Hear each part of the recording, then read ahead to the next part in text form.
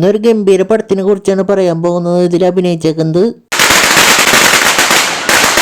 വെടിക്കെട്ടത്ര പോരാ, എന്നാലും അവസാനം പൊട്ടിയ ഗർഭം കലക്കി ഉഗ്രൻ. ഈ മാലപ്പടക്കത്തിന് പകരം അത് തന്നെ കുറെ അങ്ങ് പൊട്ടിട്ട പോരായിരുന്നോടാ. പടത്തിന്റെ തുടക്കത്തിൽ കുറച്ച് ഫ്രഷ് കോമഡി ഉണ്ട്.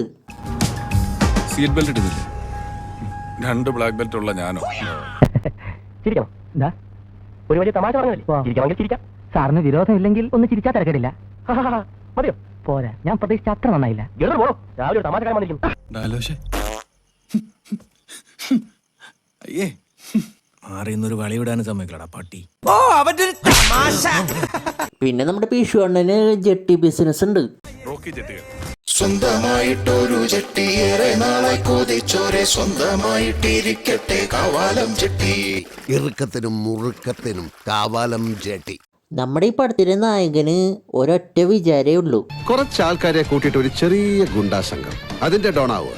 അതിനു വേണ്ടി നമ്മുടെ ഡോണും നാട്ടിലുള്ളവരൊക്കെ ചുമ്മാ പിടിച്ചടിക്കും മൂപ്പരുടെ കൂട്ടുകാരും കൂട്ടിയിട്ട്. എന്ത് കാര്യത്തിനാണിത്? ഒരു സുഖം, ഒരു മനസുഖം.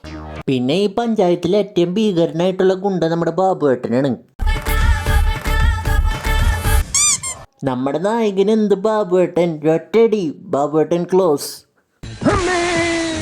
2 ഓലക്കീറോ വെള്ള തുണി എടുത്തോളൂ എന്നെ മൂടാൻ. നമ്മുടെ ബാബുണ്ണൻ ഇടിച്ചിട്ട കാരണം ആ പഞ്ചായത്തിലെ ഡോൺ നമ്മുടെ നായകനാവും.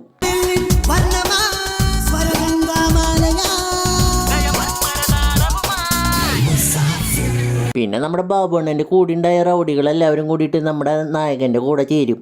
ആ ഗ്യാങ്ങിലെ മെയിൻ മെമ്പറാണ് നമ്മുടെ എയറണ്ണൻ 2.0. മൂപ്പരുടെ എയർപിടുത്തം എന്നൊക്കെ പറഞ്ഞ എൻ്റെ പൊന്നു മോനെ ബൈലൂണാക്കി പറത്താം, അമ്മാതിരി എയറാണ്.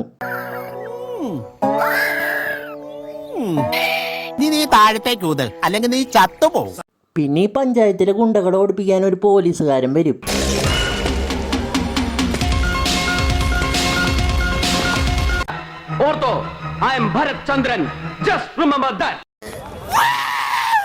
ധ്യാൻ ചേട്ടന് ഒരു ദിവസം ഒരുത്തൻ്റെ കയ്യിൽ നിന്ന് ഡ്രഗ് കിട്ടും. എന്നിട്ട് അത് ഒറിജിനലാണോ എന്ന് അറിയാൻ വേണ്ടിയിട്ട് മൂപ്പര് എന്താ ചെയ്യാന്നറിയോ? അത് തിന്ന് നോക്കും.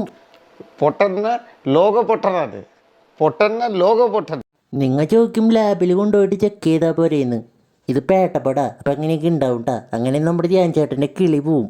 All the dreams like twinkle stars, the twinkle stars like glowing gems. പോയ കിളി തിരിച്ചു വരുമ്പോൾ നമ്മുടെ ധ്യാൻ ചേട്ടൻ ഒരു ഡ്രഗ് മാഫിയാനെ പിടിക്കാനായിട്ട് പോവും.